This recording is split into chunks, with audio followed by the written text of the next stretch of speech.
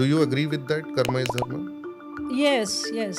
But when we talk about terrorists, they have a different ideology. Hmm. And according to them, they are also doing their karma by killing people. Just like everybody understands the fact that honesty is the best policy, and all religions across the world, even those which are not influenced, they also believe in some of these elementary values which somehow God puts in us. Muslims have clarity that they have to follow Quran. Christians have clarity they have to follow the commandments of Bible. Which all are the Dharam Granth of Hinduism or Sanatan Dharma. So there is only one Granth, Okay. which is the final authority, and those are the four Vedas: Okay. Rig, Yaju, Sam, and Atharva. Hmm. Everything else which comes below them, the Brahmanas, the Aranyakas, the Upanishads, if they are saying anything against the Vedas, then that is not to be considered. It is to be null and void. Yes.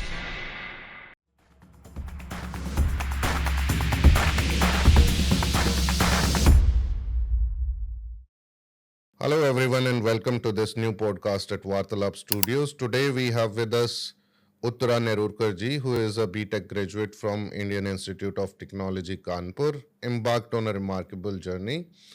Her initial career spanned 15 years in chemical engineering and software companies, including Infosys Limited. During this time, she co-authored a book on software engineering and presented research papers at international conferences. However, in 2001, Uttaraji followed her heart back to her true passion, which is Indian philosophy and Adhyatma. She immersed herself in the study of Sanskrit, Upanishads, Darshan Shastras, and other philosophical texts. Her self driven exploration, guided by dedicated teachers, led her to present papers at prestigious conferences and publish in renowned journals. She has written 5 books so far, and today we are going to talk about her latest book, The Rootless Route, which is a commentary on Sankhya Darshan. Her unique journey bridges the world of technology and ancient wisdom, making her a captivating guest for our podcast. Uttara ma'am, namaste, and we welcome you to today's podcast at Vartalab Studios. Dhanyavad, Kushvinder. Yeah. I'm very happy to be here, and little that I've heard of Vartalap and the work that it is doing, I'm really happy, and I wish the whole team the very best. So before we start, let us just say one Ved mantra and remember God. ॐ विश्वानि देव सवितर्दुरितानि परासुव यत्भद्रं तन्न आसुव ॐ शान्ति शान्ति शान्ति. So that was very good of you to chant this mantra in the beginning of this podcast. Is there a reason? I've generally seen whenever somebody from Arya Samaj, who has the background of Arya Samaj, whenever they go to any stage or they start anything good, so they start it with Ved mantras. Is there a reason behind that?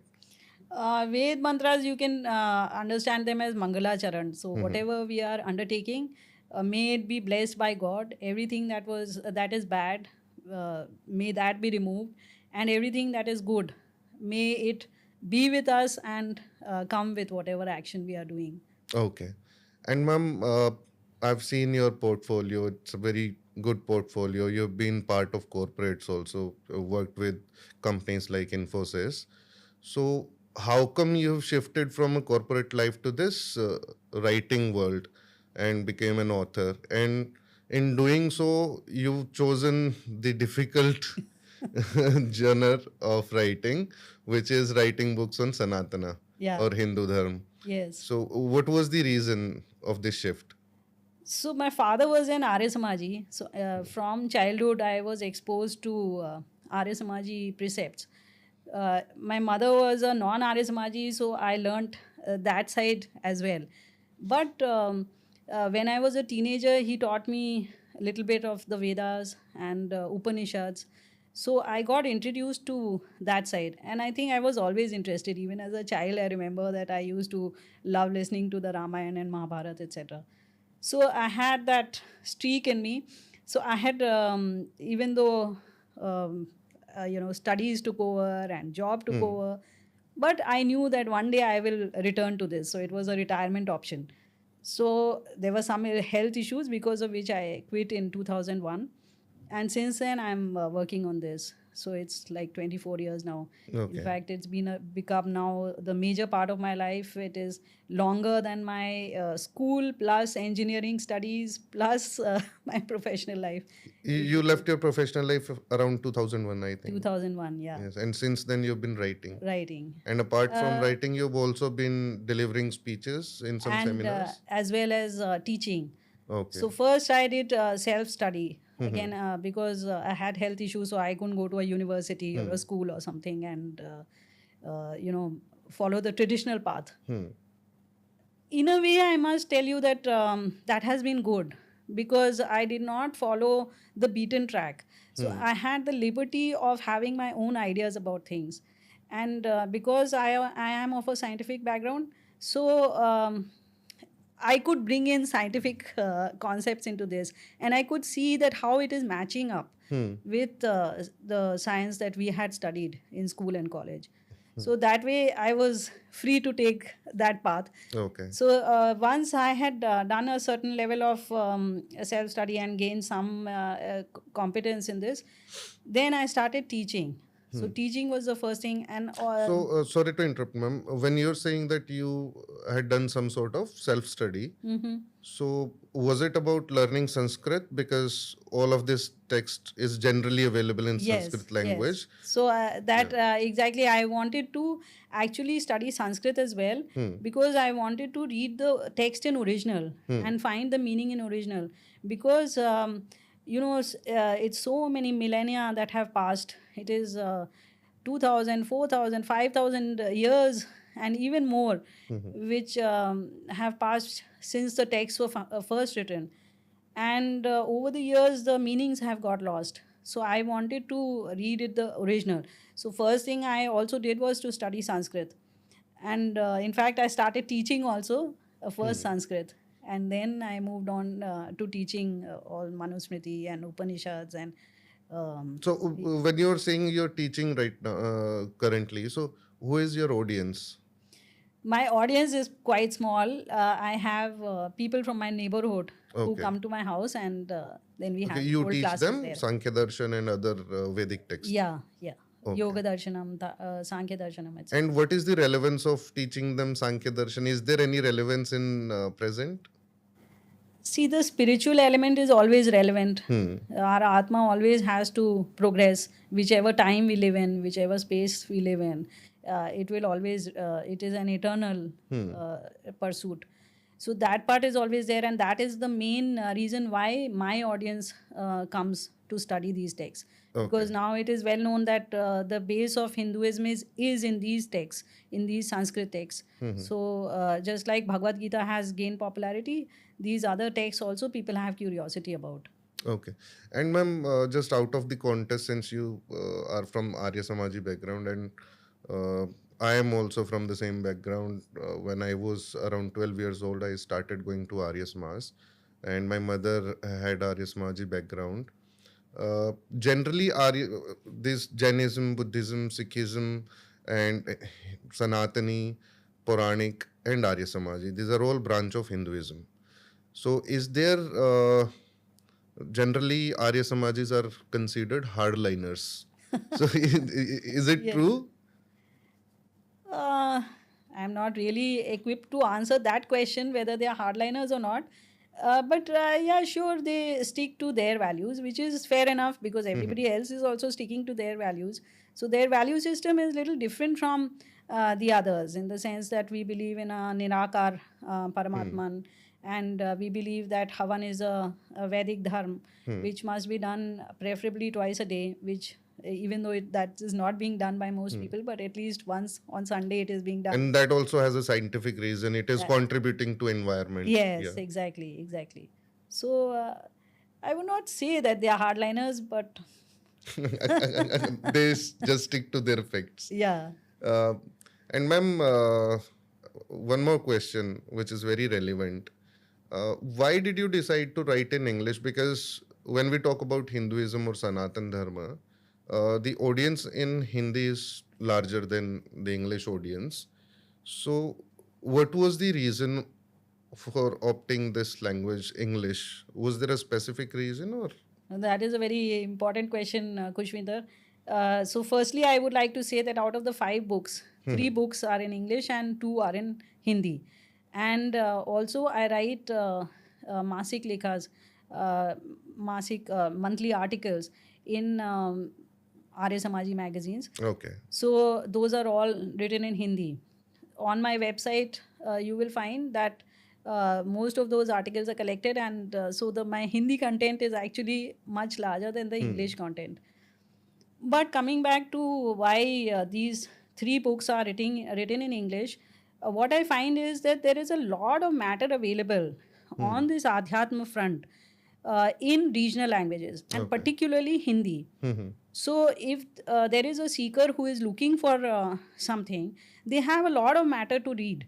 But in English, there is a paucity of this matter.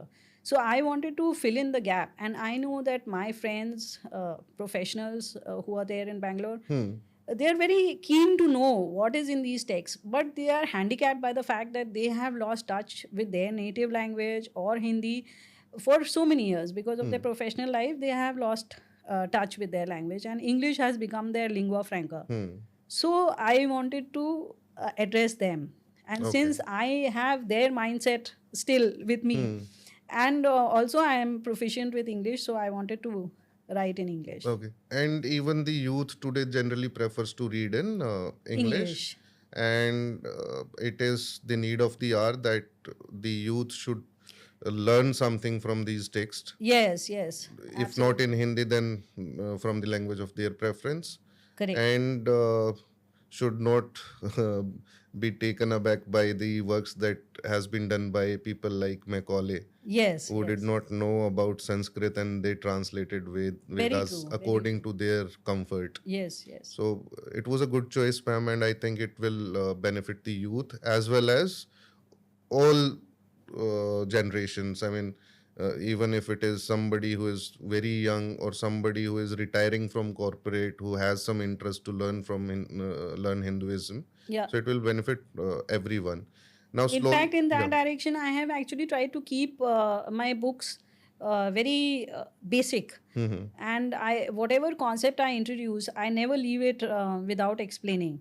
So anybody who even if a person does not have any background in this, they will be able to follow. Because Vedic text is somewhat hard to understand for a normal Yes, person. yes.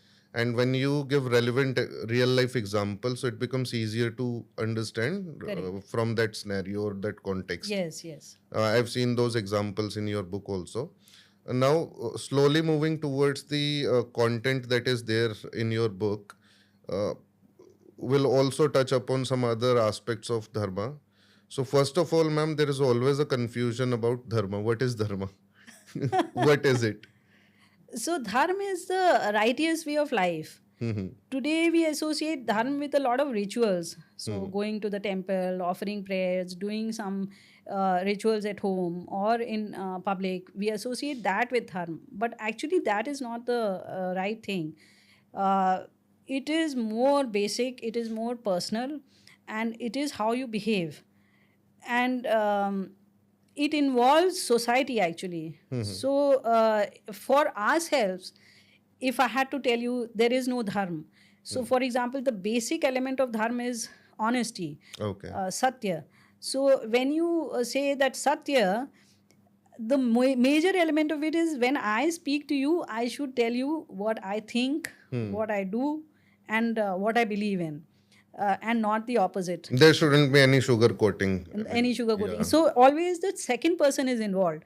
It is rarely that we are dishonest to ourselves. We could be potentially, but typically it is in relation to another person, samaj, society in general. And ma'am, there is a very famous phrase, people say karma is dharma. So, do you agree with that? Karma is dharma? Yes, yes, it is. Okay. As I told you, dharma is towards another person. So that is achieved only through karma. Okay. But when we talk about terrorists, they have a different ideology. Mm-hmm. Or people who are criminal involved in crimes, they have different ideology. Mm-hmm. And according to them, they are also doing their karma by killing people. Mm-hmm. So even then, do you feel that karma is dharma? Or No, only that good karma is dharma? only good karma is dharma, Yeah. the righteous way of life. And this is a misconception that there are different religions for different parts of the world. It's actually one religion for mankind. So just like everybody understands the fact that honesty is the best policy, and all religions across the world, even those which are not influenced by the Vedas, by that I mean, all the Middle East and the European countries are actually all influenced by Vedic knowledge, because it had reached over there. To some extent, even China is influenced by us. But there are these, Pacific Island oceans, which Pacific Ocean islands, which are not influenced. They also believe in some of these elementary values which somehow God puts in us. So honesty being the very, very basic minimum of dharma, that is to be followed by the whole of mankind. And similarly, all other elements of dharma are for everybody, not for a particular sect living in a particular area, in a particular time, in a particular age. It's not like that. So, in general, we can say that dharma is anything that you do with right intention that contributes towards the progress of humankind and your nation. Yes. And And yourself, even. yes, and your family, yourself. Absolutely. And it cannot be different for one person and for another person. It has to be same for everyone, Everyone. applied on everyone. Absolutely. If honesty is best policy for Hindus, it has to be best policy for Muslims and Christians. Yes, yes. So there are Yeah. no two dharmas, Yes. So there is one dharma. one dharma only. And ma'am, is it Sanatan Dharma or Sanatan Vedic Sanatan Dharma? Because Sanatan means which is from the beginning of the world. Yes, So people generally think that Sanatan is Dharma. Sanatan is a word that talks about the duration. And Yes. something has been present for how long? yes, So it's been there since the beginning of this Yeah. world, and it will be there by the end of this world. correct. So is it Vedic Sanatan Dharma or Sanatan Dharma? So Sanatan Dharma by itself now also connotes the Puranic Dharma. So even those people call themselves as Sanatan Dharmi. So to distinguish from that, we add Vedic Sanatan Dharma. But per se, Dharma is always Sanatan only. Okay. Generally, Muslims have clarity that they have to follow Quran. Uh, Christians have clarity they have to follow the commandments of Bible. When we talk about Hindus, there is a lot of confusion. There are several Purans and multiple scriptures available, and there are different sects available within Hinduism. And one sect follows some scripture, another sect follow another scripture. So there is no unified or codified system within Hinduism. Right. So what is the or which all are the Vedic scriptures which we can say are the Dharam Granth of Hinduism or Sanatan Dharma? So there is only one Granth, Okay. which is the final authority, and those are the four Vedas. Okay. Okay, Rig, Yaju, Sam, and Atharva. They are the final authority. Everything else which comes below them, the Brahmanas, the Aranyakas, the Upanishads, if they are saying anything against the Vedas, then that is not to be considered. It is to be null and void. Yes, yes. So, and now, of course, in today's age, we have come so far away from the Vedas that we have no idea what the Vedas are saying. Very little, some one drop might be coming in so many sects which are there in Hinduism now. For example, this idol worship which is there, which is not at all prescribed by the Vedas, because God cannot be put in a form. And it that cannot too be limited to a boundary. no boundaries, nothing. So we are very far away from the original. So Veda is generally the Dharma Granth of Hinduism. Yes, And if we talk about Vedang or Upang, so those are texts which help us understand Vedas in detail. yes, Because Vedas have been written in a different language, yes, as Sanskrit also have differences. yeah, One that is generally used in conversation and one that is used in Vedic. Vedas, Vedic Sanskrit. yes, So rishis have helped us uh, through darshana, shastra or Vedang. They have given us the kind of explanation with some real life examples, so that it becomes easier for us to understand the message of Vedas. yes, yes. So, going forward, ma'am, why did you choose Sankhya Darshan? And generally, people have confusion that it must be related to numbers because of Sankhya. Sankhya means, generally, people think Sankhya means Sankhya, Correct. and then Sankhya means number. Yeah. So, we would request you to let our viewers know what is Sankhya Darshan, what is the meaning, and why did you choose to write a commentary on Sankhya Darshan and its relevance in today's life. Yeah. So answering this latter question first, um, I did not pick up Sankhya Darshan specifically. Swami Dayananda has laid out the Swami Dayananda of Arya Samaj. He has laid down the path which a seeker should take. So, if you have to study the Vedas, you cannot directly go to the Vedas as is, but you have to study some subordinate texts. So, there are the Shadangas and the Upangas, etc., etc. So, one of the section is Upangas, which are the Darshan Shastras, and there are 6 of them. So, you have to study all 6 to actually be able to understand the message of the Vedas. Okay. So, as a part of that, I was anyway studying all 6 Darshan Shastras. So, Sankhya Darshan I taught. And luckily, I got students who stuck with me for 2 years.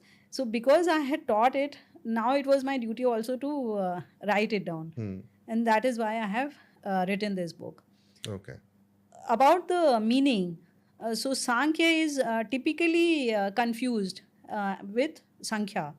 That is because in one of the sutras in the origin of the universe, 25 elements have been given as making up this universe and the body in particular. But actually, we have to take the yogic meaning over here, which is sam plus kya. So, sam means properly. Okay. And kya can potentially be derived from 2 roots. One is chakshing and one is kya. Together, the word means something which is understood well by seeing it either sakshat, directly witnessing it, or by interpolation, by anuman, by derivation, and then being able to transmit it properly. So, since Kapila saw through reasoning what are the elements in the universe, how it originated, etc., he has laid it down in this text most logically. So, what are the topics that the Sankhya Darshan cover? So, the main objective of Sankhya Darshan is the prapti of moksha. That means to attain liberation. That is actually the objective of all the 6 Darshan Shastras, because they are all Vedic, and the ultimate goal of humanity in the Vedas is obtaining liberation from this body. Okay. This cycle of death and birth which we are trapped in. As a part of that, Sankhya has told us what are the 3 main elements in this universe, that is one God, many souls, and amorphous matter. So it has brought out logically why these elements should be like this, and also it has given us what is the relationship between these 3 elements. And ma'am, this Sankhya Darshan is generally not very famous among academicians or in general, like Brahma Sutra or Yoga Darshana. Why is it not famous among them? Also, generally, this Sankhya Darshan is not very popular among academicians or in general public. Like Brahma Sutra or Yoga Darshan is famous, and it is also sometimes connected to atheism. So, is it really atheist text mentioned in Sankhya Darshan, or there is a confusion? Yeah, you're absolutely right. Actually, the main reason why the study of Sankhya has gone down with time is because it is considered, or rather, it has been promoted as an atheistic text. And this has been mostly by the Vedantis have done this. And that is because they believe in Brahma Satyam Jagan Mithya. That is, there is only one entity in this world, while on the other hand, Sankhya is propounding that there are these three entities, and the logic which it is given is so difficult to refute that they don't want you to look at it. Okay. So, because of that, they've told you that there are two sutras in particular which are the offending sutras. That one is Ishvara Siddhe, which says because Ishwar is unproven. And similarly, there is another sutra which is there that Pramana Bhavan. No, let me just refer to this. Pramana Bhavat na tat siddhihi. That because there is no proof, therefore he does not exist. So actually, both have been read out of context. So Ishvara Siddhe actually says that the abhaya pratyaksha of yogis, that means the pratyaksha of Ishwar, which the yogis do, that must also be treated as a proof, as a praman, because otherwise God would not be siddha. God would not be proven at all. So while God is proven by the Sarvoch authority of the Vedas, still the pratyaksh praman always overrules. For us as human beings, if we have seen something with our eyes, We'll believe it. that is the most believable thing. So when the yogis tell us that I have seen God, then we believe that first and foremost. So that pratyaksha must also be taken as a praman, and that is what this sutra is saying. Okay. And the other sutra, which says that there is no praman for God and therefore he is not proven, that is actually a Purva Pakshi statement, which is saying, which is said by the counterparty that there is no praman for his. So we have to read the text properly, and this text has been misinterpreted by people like this for due to vested interests and sometimes due to ignorance, because Kapila himself says Sahi Sarvavit, Sarvakarta. So he is saying that God is the one who knows everything, and he Who is does the one everything. who does everything. So he has made this very, very profound declarative statement which leaves no doubt about what he thinks about who God is. Okay. So, you also talked about root, which reminds me of the title of this book, The Rootless Root. Yes. So, how did you pick up this title, and can we imagine a root without without root? Yeah. So actually, there is a sutra which comes in this text, which says "Mule mula bhavad amulam mulam." So that says that when our root is one, which does not have a root. So if you think about it, that is what a real root is. If a root has a root, then that means it is not the root, right? Even if you look directly at a plant, if a plant we are looking for the root, we don't find it, it is not the root. I mean, it has another root. And similarly, when we are doing any causal analysis, if the cause has a cause, then this cause has now become the root cause. Now we have to dig further, we have to dig further. When we reach the final cause, then that is the root.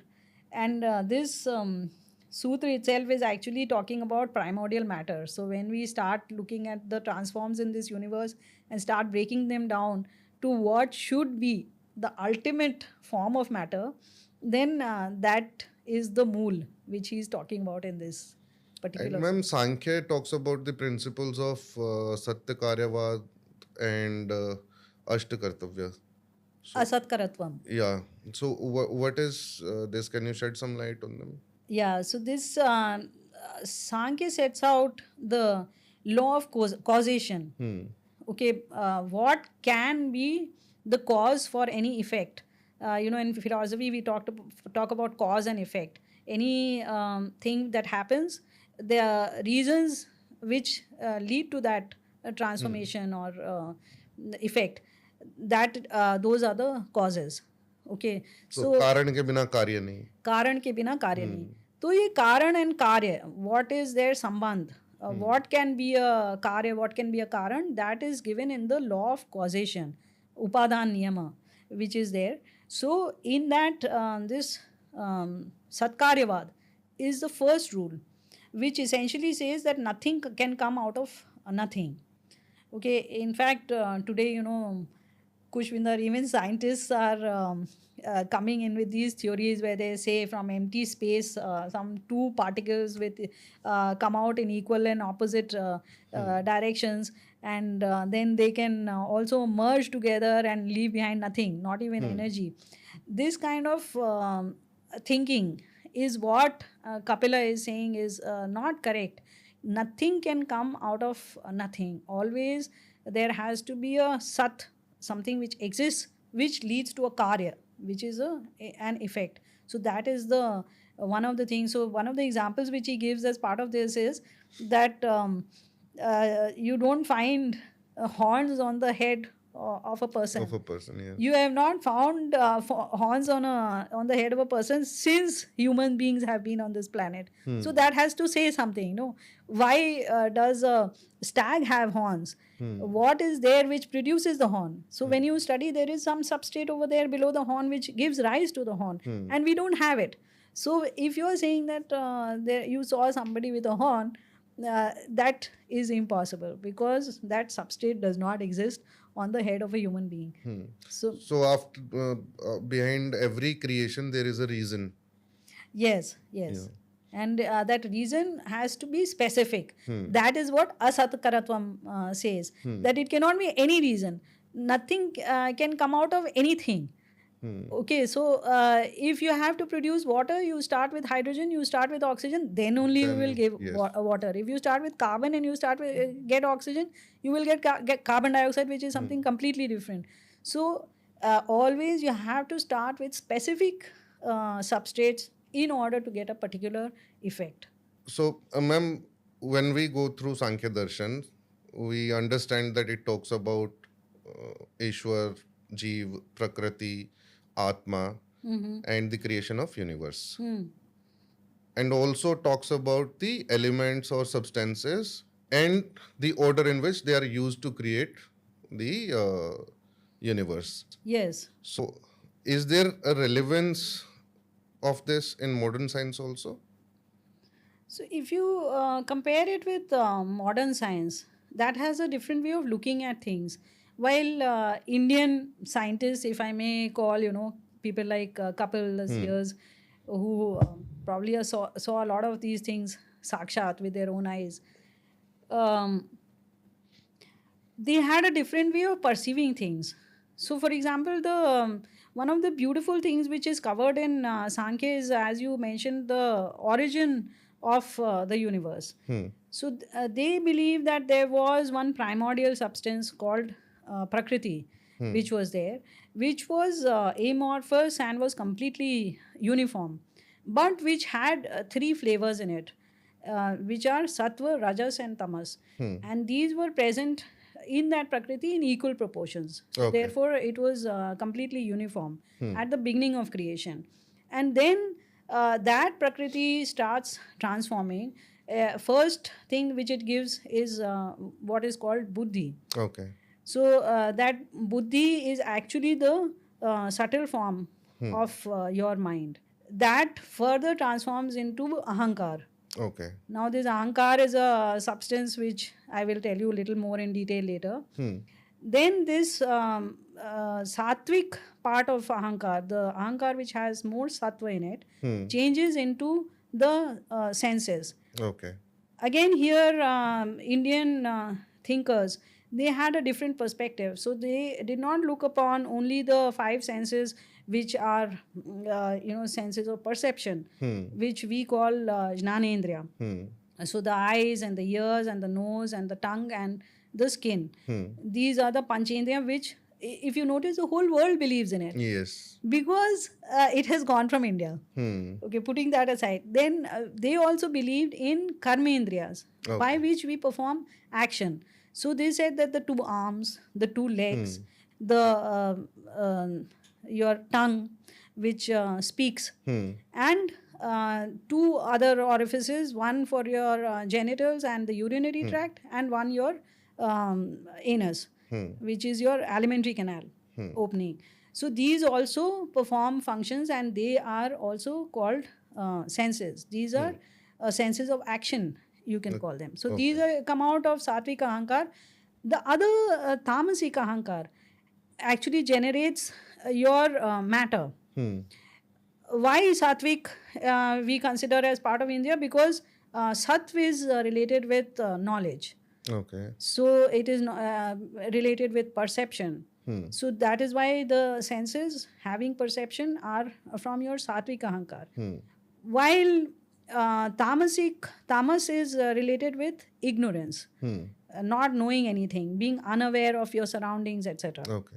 So the five Mahabhutas or the Sthul Bhutas, the five elements, they arise from this tamasic ahankar. In between, we have what we may call the atoms Okay. of the Mahabhutas, which are called Sukshma Bhut. Okay. Okay, so none of these you will find in modern science until you reach the five elements. So their knowledge is kind of starting from the five elements, while ours is far deeper inside. There is a whole section which we are not able to look at. And the beauty of it is that Kapil has told this logically. And I would like to tell you and your audience through this means is that in this book I have given my own insights here, Okay. because till now the commentators have not been able to actually see the logic which Kapil is telling us. And you have been a chemical engineer also. Yes, yes. So there is a relevance in And so all engineers are scientists at heart. So somewhere they know science. So can I elaborate on this? yeah, sure.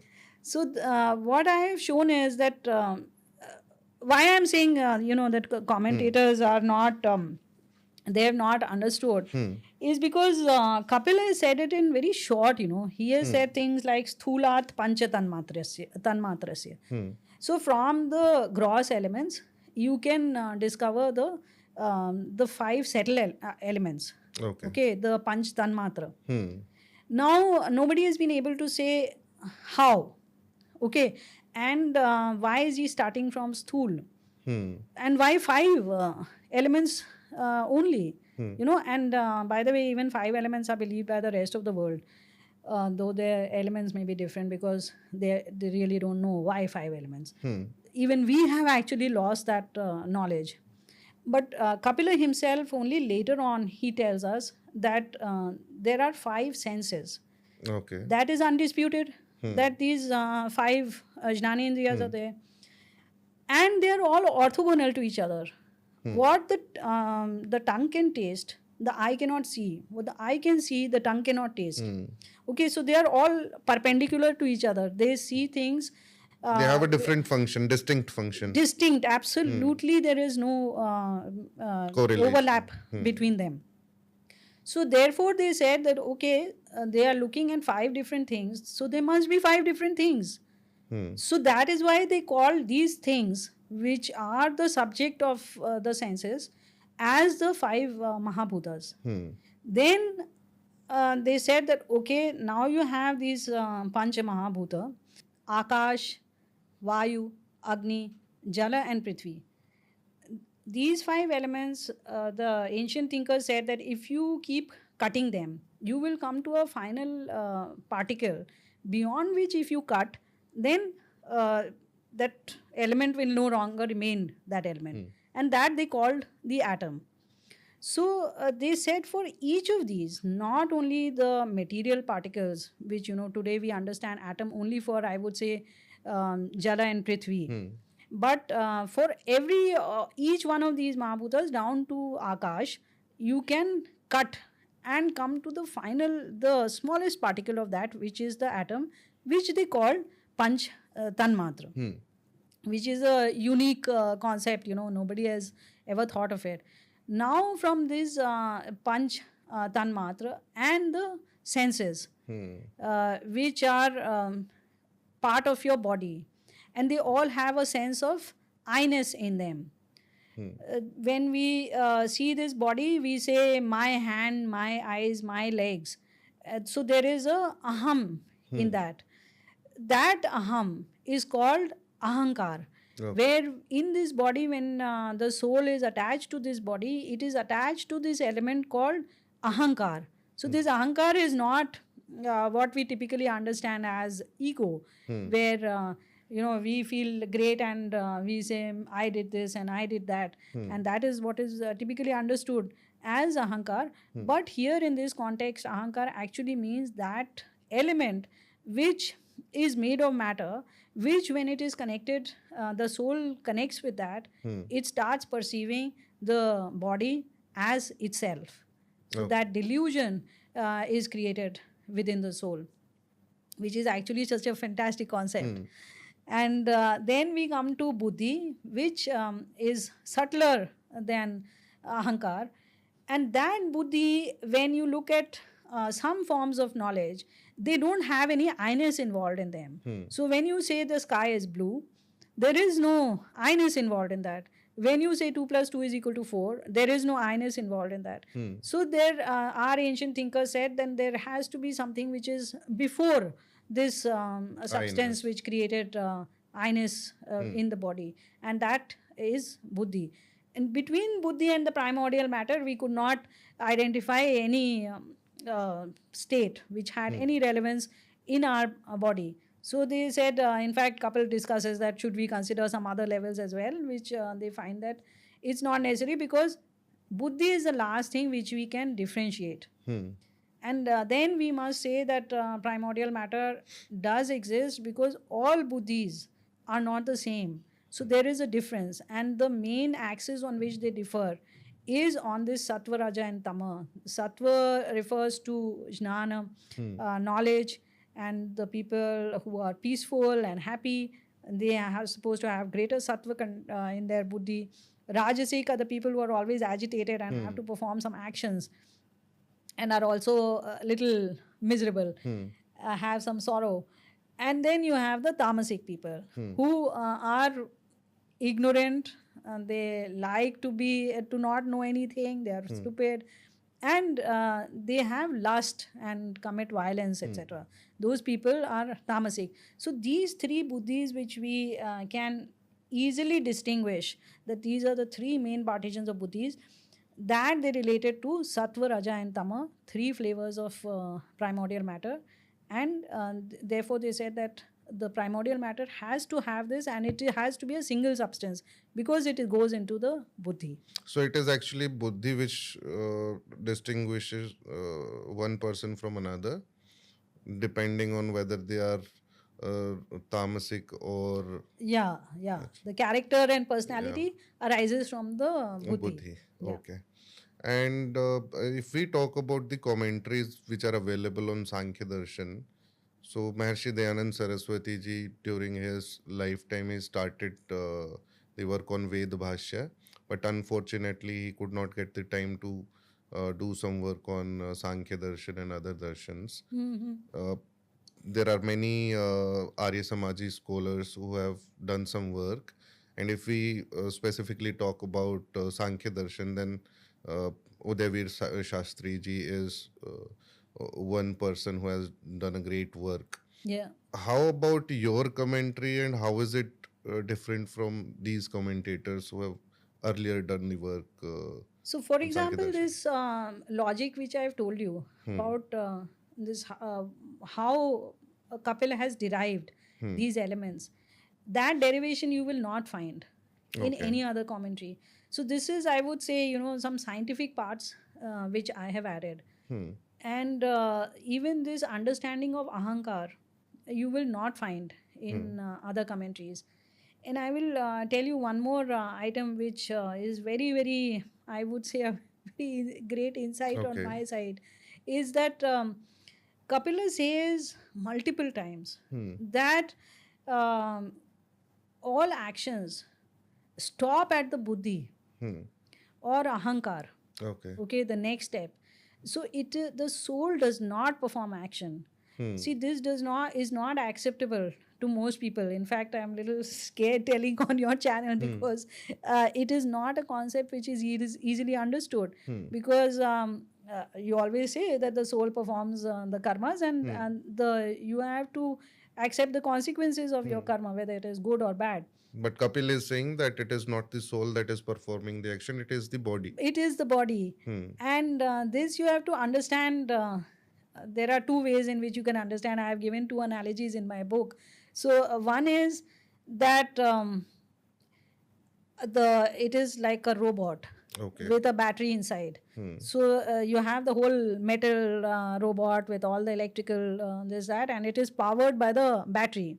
So the battery is the soul, and the rest of the things which make up the robot are the material body. So now when the robot lifts up a pen or a pencil, then is it being performed by the battery or is it being performed by the robot? So it's being performed by the robot, By not the the robot. battery. Yeah. So while the motive force is being provided by the soul, it is actually not doing that karma. Similarly, if you think of driving a car, so the car is your body, and you are the driver sitting inside the car. So you decide where the car should go, etc. But who is actually going there? The car.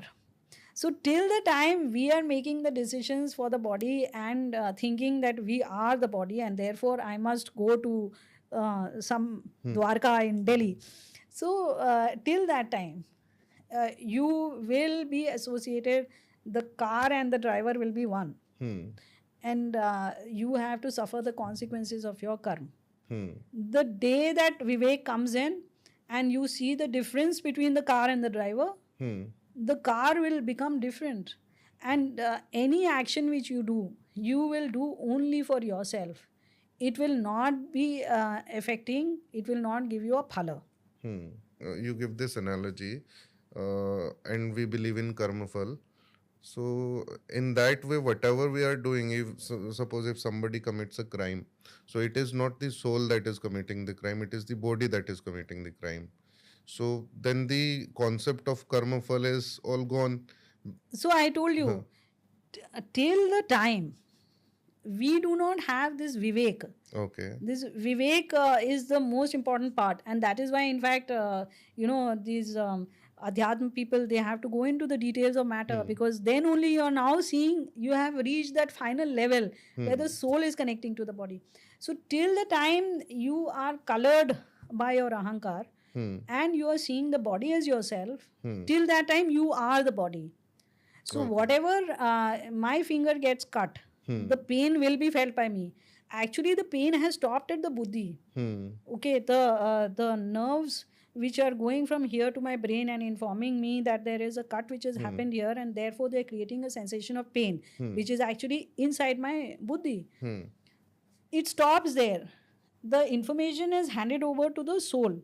Now the soul, because it is so deeply believing that it is the body, it also feels the pain. Okay. So that is why till the time I believe I am my body, whatever action I do, it results in happiness or sorrow for me. And I have to make sure that it is a good deed if I want more happiness.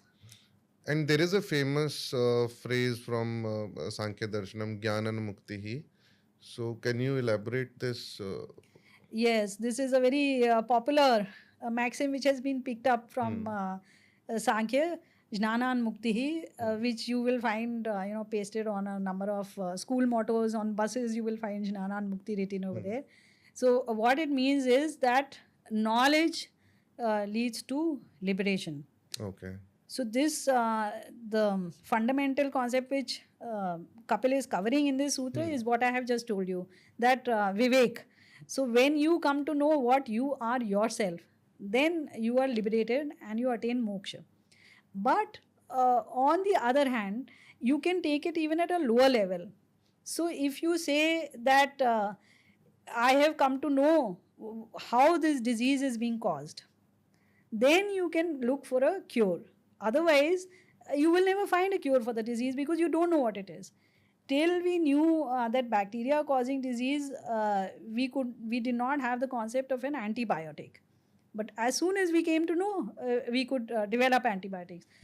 Similarly, you come to know that the earth is round, then you're not scared of falling off. So you go and take a circumnavigation of the earth.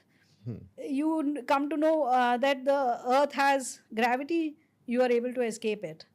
So, in all spheres of life, wherever knowledge you acquire, you can take a step forward.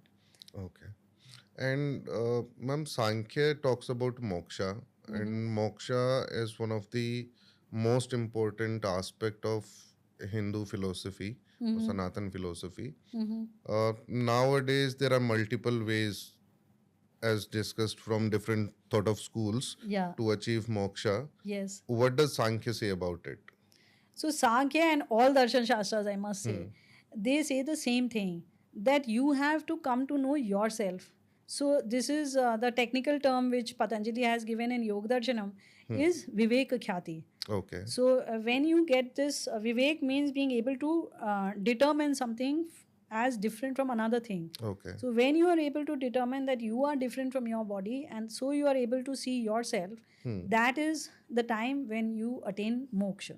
When you start seeing your soul and body differently. Differently. And so you are now you are with yourself. You know, you are always aware that this is the car and I am the driver. And you don't become the car. You no longer remain the car, I should say, because all this while we are thinking we are the car. So that is when actually you can get liberation. Till then, there is no way out. So all this which is being taught right now, like performing nishkam karma, this is another misconception that Gita, the people who preach Gita keep saying, do nishkam karma, and that is how you will attain moksha. So what all these texts are saying, that you cannot perform nishkam karma till you come to know who you are. That is the time when that karma phal will go away. That is the time when you will do these deeds without any kamana. What does nishkam means? That you do a deed without any desire. So, even if you do paropkar is typically considered nishkam karma, right? Yes. You are actually somewhere deep inside.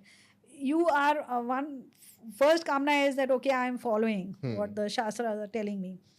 And you are looking to the fruit of that karma, that I will get some happiness or I will get mukti as a consequence of this nishkam karma.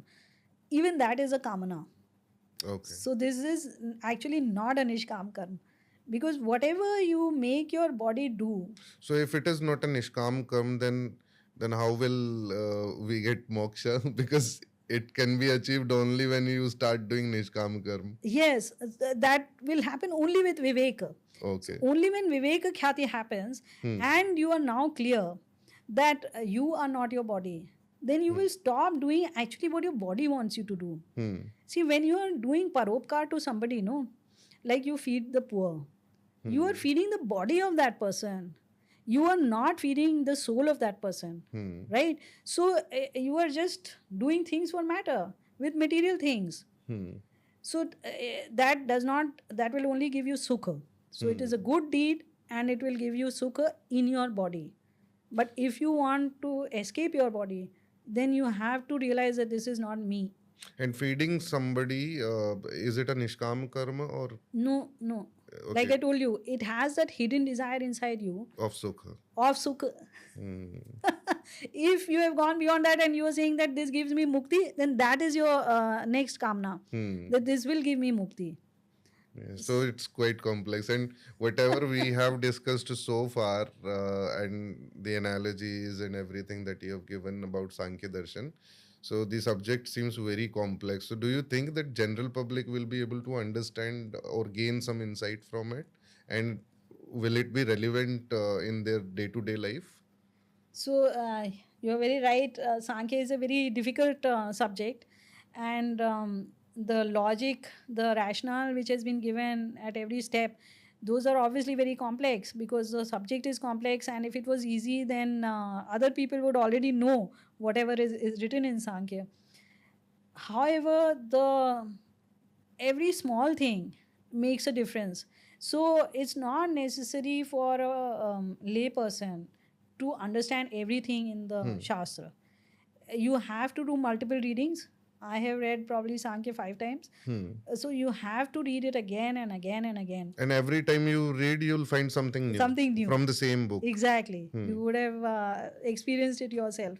So, from the very lay person to the biggest scholar, every time you read, you will find something new. So, it is very much worth it.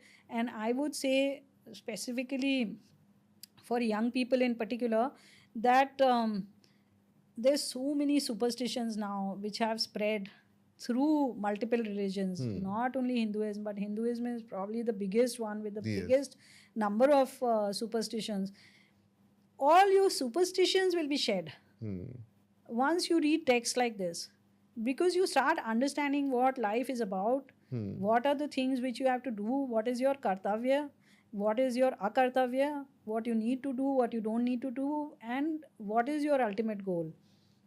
People generally have different ideas about dharma. Like somebody considers going to the temple and chanting some mantras to be related to dharma, Yeah. whereas it is not. It can be a part of being into a dharmic culture, Yeah. but not dharma itself. Yes. Dharma means doing the righteous thing, as you have clearly mentioned it, Yeah. and which contributes to the progress of yourself, your family, the society where you live in, the country, the nation where you live in, and the entire world. So that is dharma. Yes. Doing anything that can contribute to this idea. For an example, if there is an invader and they are attacking you and you are just worshipping the god and expecting the god to come and save you, is not dharma. Your dharma in that time is to pick up a sword and fight for your Correct, life, your correct. country, your family. Absolutely. That is dharma. Yes. So, ma'am, it has been a wonderful discussion with you. And again, on behalf of the entire team of Vartalap Studios, I thank you and your husband, as he has also accompanied you from Bengaluru to Delhi. And it was very wonderful to meet you, to discuss about Sankhya Darshan. Even before this podcast, we gained a lot of useful insights from you, ma'am. Thank you very much for coming here. I'm very happy that you invited us, Kushvinder, and it was really wonderful interacting with your team. All your members are so committed. It is a pleasure for me. Thank you, ma'am. Thank you. Namaste.